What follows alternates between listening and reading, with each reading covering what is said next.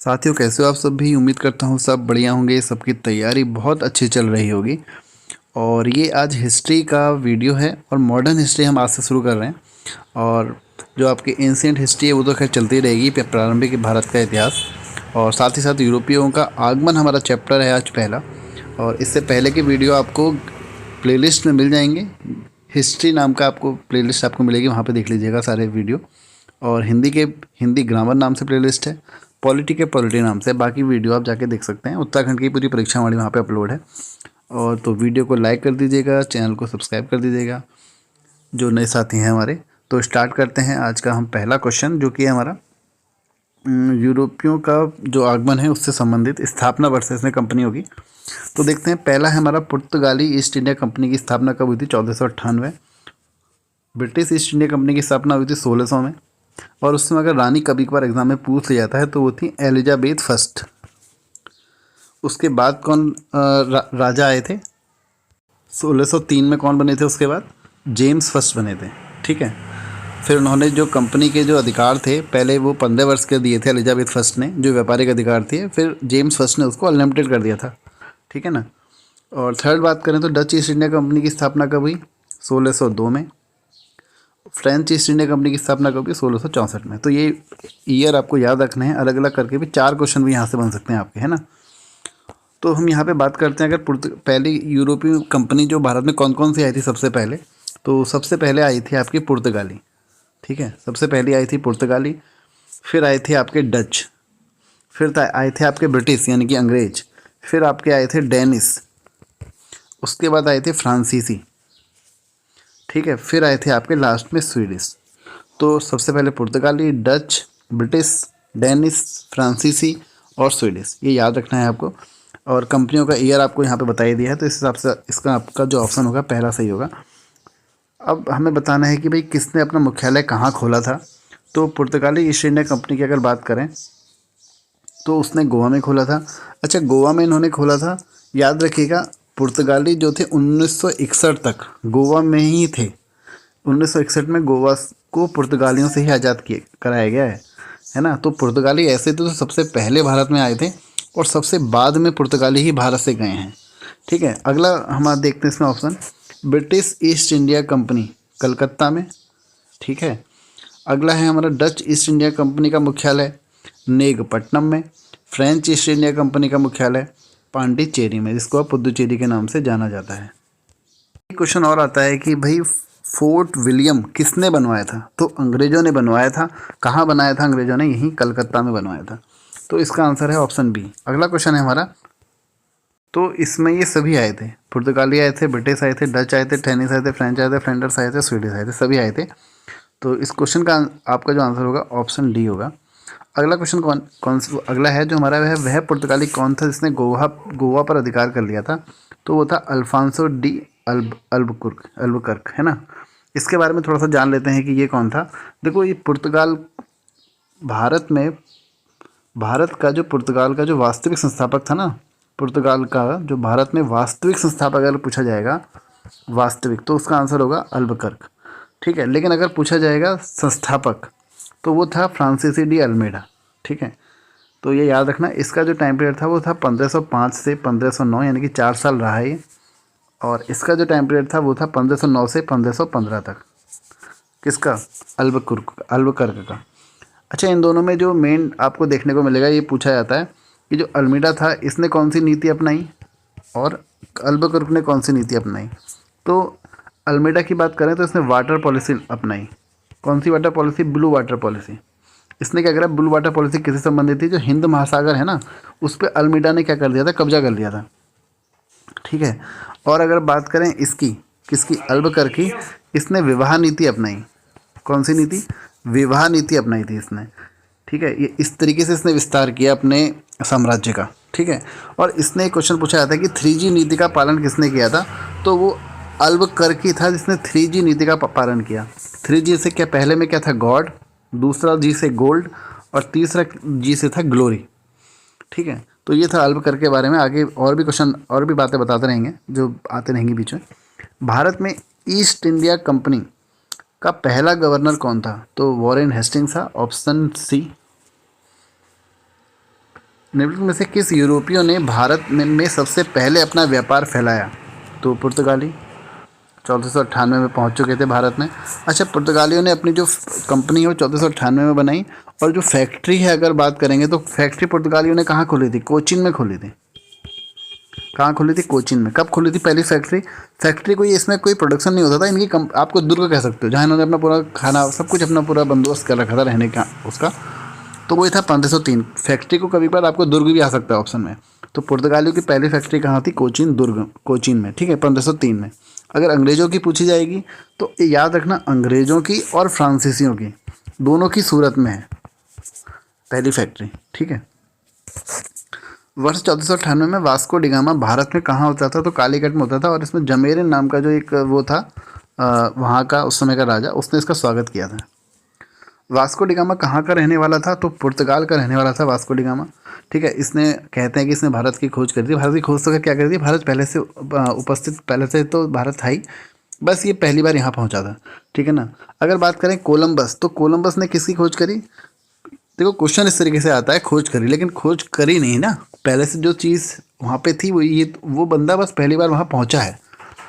तो कोलंबस ने किसकी खोज करी? यूएसए की खोज करी, ठीक है। कोलंबस ने किसकी खोज करी? यूएसए की। कोलंबस कहाँ का निवासी था? स्पेन का निवासी था। स्पेन, इटली, पुर्तगाल, आप कहीं भी कह सकते हैं इसको, है ना। और तस्मान ने किसकी खोज करी? तस्मानिया और न्यूजीलैंड की खोज करी तस्मान ने, ठीक है। और तस्मान कहाँ का निवासी था? हॉलैंड का निवासी था। कुक, एक आता है कुक, कुक इसने किसकी खोज करी? ऑस्ट्रेलिया की खोज करी। और ये कहाँ का निवासी था? ब्रिटेन का निवासी था, ठीक है। तो इस तरीके से याद रखिएगा। अगला क्वेश्चन है हमारा, वह अंग्रेज जिसने सम्राट जहांगीर के दरबार में आकर भेंट किया था, तो वो था सर टॉमस रो, जहांगीर के दरबार में आया था, ठीक है। इससे पहले कौन आया था? हॉकिंस आया था। अगर बात करें टॉमस रो, तो टॉमस रो कब आया? ये आया था 1615 में, ठीक है। और हॉकिंस कब आया था? हॉकिंस आया था 1608 में। जो हॉकिंस था ना, ये चला तो अकबर से मिलने था, लेकिन जब तक ये भारत पहुंचा तो जिस लेटर में अकबर का नाम लिखा था, अकबर को देना चाहिए था, लेकिन अकबर की तब तक क्या हो चुकी थी? मृत्यु हो चुकी थी। कब हुई थी मृत्यु उसकी? 1605 में अकबर की।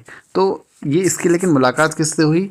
हॉकिंस की जहांगीर से हुई, उसके बेटे से हुई, ठीक है ना। तो जहाँ इसको क्या क्या दिया था? 400 का मनसब दिया गया था। मनसबदारी प्रथा किसने चलाई है? अकबर ने ही चलाई थी, है ना। और हॉकिंस को इंग्लिश खान की उपाधि दी गई थी, ठीक है। याद रखना 1608 में पहुंचा था ये भारत, ठीक है। अगला क्वेश्चन की बात करते हैं। गोवा, दमन और दीव का उपनिवेशीकरण मूलतः किया गया था, किसने किया था? पुर्तगालियों ने। गोवा पे किसका अधिकार रहा है 1961 तक? पुर्तगालियों का। अल्बुकर्क ने गोवा को 1510 में किससे छीना था? तो देखो, जो इसका पहला ही आक्रमण था ना, अल्बुकर्क, जिसको वास्तविक संस्थापक इसको कहा जाता है, जिसने विवाह नीति अपनाई, जिसने 3G नीति का पालन किया, इसने जो अपना पहला आक्रमण किया था वो बीजापुर के सुल्तान पे ही किया था 1510 में। और उसके बाद गोवा को छीन लिया, और उसके बाद 1961 तक पुर्तगालियों का ही अधिकार रहा है यहाँ पर, ठीक है ना। अगला क्वेश्चन है हमारा, भारत तक समुद्री मार्ग की खोज की गई थी पुर्तगालियों द्वारा। ब्रिटिशों ने भारत में सूरत में अपनी पहली फैक्ट्री स्थापित करने की अनुमति निम्नलिखित में से किससे प्राप्त करी? तो जहांगीर से करी। मैंने आपको बताया, पहुँचे तो अकबर के नाम से, अकबर के नाम का लेटर था, लेकिन मिला कौन? जहांगीर। तो पहली फैक्ट्री स्थापित करने की अनुमति किससे प्राप्त की? जहांगीर से। कब आया था ये? कौन सा, किसकी बात हो रही है? 1608 में कौन आया था? हॉकिंस आया था, ठीक है ना। अगला क्वेश्चन है, भारत के समुद्री मार्ग की खोज किसने की? Vasco da Gama. अगला क्वेश्चन है हमारा, तृतीय कर्नाटक युद्ध की समाप्ति किस संधि से हुई? तो पेरिस से हुई। एंग्लो फ्रेंच वॉर था ये, इंग्लैंड और फ्रांस का, ठीक है। जो पहला, अगर हम बात करें, जो तृतीय कर्नाटक युद्ध था, ये आखिर में था क्या? ये जो आपका 7 वर्षीय जो युद्ध चल रहा था, ये उसका विस्तार था, बस, बाकी कुछ नहीं था ये, है ना। आगे बात करते हैं अगले क्वेश्चन की। अच्छा, प्रथम कर्नाटक युद्ध किसके मध्य हुआ था? तो वो भी हमारा ये अंग्रेज और फ्रांसीसियों के मध्य हुआ था। और ये ख़त्म कैसे हुआ था? एक्सला चैपल की संधि द्वारा, ये पूछा जाता है। तो फर्स्ट कर्नाटक वॉर जो था हमारा, किस संधि से ख़त्म हुआ? एक्सला चैपल की संधि से, ठीक है। सेकंड की बात करें तो वो अनिर्णायक रहा था, उसका कोई डिसीजन नहीं रहा।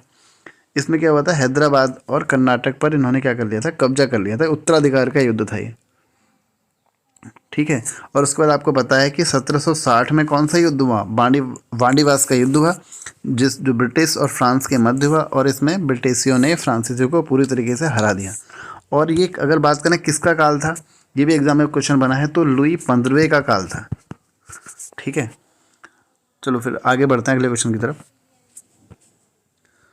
पुर्तगाली व्यापारिक कंपनियों के भारत आगमन का सर्व प्रमुख उद्देश्य क्या था, तो ये था काली मिर्च और अन्य मसालों के व्यापार पर एकाधिकार करना। कहते हैं कि जब वास्को डी गामा यहाँ से काली मिर्च वगैरह और मसाले वगैरह ले गया तो उसने 60 गुना मुनाफा कमाया, 60 गुना मुनाफा उसने कमाया। तो उसको देखते हुए और लोग भी यहाँ पर फिर व्यापार करने के लिए आए थे। जब 17 मई 1948 को वास्को डी गामा कालीकट में उतरा तो किसने उसका स्वागत किया था, तो कालीकट का राजा जमोरिन ने उसका स्वागत किया था। कोझिकोड भी लिखा हुआ सकता है, ये मैं आपको बता चुका हूँ पहले। 1498 है ना। पुर्तगालियों ने भारत में सर्वप्रथम कहाँ फैक्ट्री स्थापित करी, तो कालीकट में करी। ये थोड़ा कन्फ्यूजन उन्होंने क्रिएट कर दिया है, क्योंकि पुर्तगालियों ने जो पहली फैक्ट्री थी वो कोचिन में स्थापित करी थी, ये पढ़ा गया अभी तक, है ना, 1503 में। तो थोड़ा ही कन्फ्यूजिंग वाला हो गया। एक बार मैं आपको इसको कल कंफर्म करके बता दूंगा अगले वीडियो में। बाकी आप भी एक बार इसको चेक कर लीजिएगा, जो भी आपको आंसर मिलता है मुझे भी यहाँ पे कमेंट में बता दीजिएगा, ठीक है ना। मुझे कोचिन लग रहा है, सर कोचिन ही आंसर होना चाहिए, 1503। अगला क्वेश्चन है हमारा, 1717 में निम्नलिखित में से कौन सा मुगल सम्राट ने अंग्रेजों की ईस्ट इंडिया कंपनी का भारत में व्यापार पर विशेषाधिकार प्रदान करने का फरमान जारी किया, तो वो था फर्रुखसियार। दिया किसको था, उस अंग्रेज का नाम था जॉन सरमन, ठीक है, उस अंग्रेज का नाम था जॉन सरमन। अगला क्वेश्चन है हमारा, ब्रिटिश के साथ बेसिन की संधि निम्नलिखित में से पेशवाओं में से किसने करी थी, तो बाजीराव द्वितीय ने करी थी। अच्छा, इसमें क्वेश्चन आता है कि कौन सा जो ये इनका जो जो थे पेशवा थे, इनका क्रम क्या था हमारा, तो मुझे आप कमेंट में बताइएगा इनका क्रम क्या था, एग्जाम में बनता है यहाँ से क्वेश्चन। अगला क्वेश्चन है हमारा, ईस्ट इंडिया कंपनी के नेतृत्व में रॉबर्ट क्लाइव का उत्तराधिकारी निम्नलिखित में से कौन था, तो हेस्टिंग्स था। किस पुर्तगाली गवर्नर ने नीले पानी की नीति यानी कि ब्लू वाटर पॉलिसी, इसको मैंने आपको बताया, तो अल्मीडा ने करी थी। अल्बुकर्क ने कौन सी करी थी, एक तो 3G नीति अपनाई थी, दूसरा विवाह नीति अपनाई थी। और वास्तविक संस्थापक अल्बुकर्क है और प्रारंभिक जो संस्थापक है वो अल्मीडा है। और इन दोनों के बाद कौन आया था, यही नूनो डी कुन्हा आया था, और इसने गोवा को अपनी राजधानी बना लिया था, ठीक है। और 1535 में इसने दीव व दमन क्षेत्रों पर पुर्तगालियों ने क्या कर लिया था, अपना अधिकार कर लिया था। अगला क्वेश्चन है हमारा, निम्नलिखित किस पुर्तगाली भारत में पुर्तगाली साम्राज्य का वास्तविक संस्थापक अल्बुकर्क ने बीजापुर के किस सुल्तान से गोवा को जीता, यूसुफ आदिल शाह से जीता था 1510 में, और पुर्तगालियों का फिर 1961 तक गोवा पर अधिकार रहा। पुर्तगाली उपनिवेश का प्रथम गवर्नर भारत में कौन हुआ, तो फ्रांसिस डी अल्मीडा हुआ, जिसने ब्लू वाटर पॉलिसी अपनाई थी।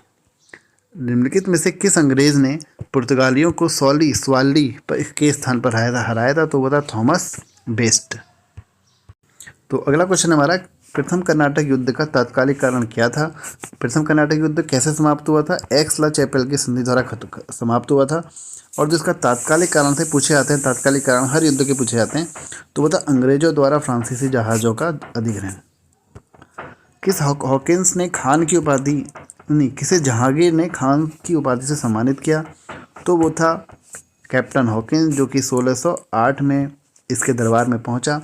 इसे जहांगीर ने खान की उपाधि दी, इंग्लिश खान की उपाधि दी, और 400 का मनसब दिया था, ठीक है। अगर आगे अगले क्वेश्चन की बात करते हैं, उस क्षेत्र की पहचान करें जहां से यूरोप वासियों को सर्वोत्तम शोरा और अफीम प्राप्त होता था, तो वो था बिहार।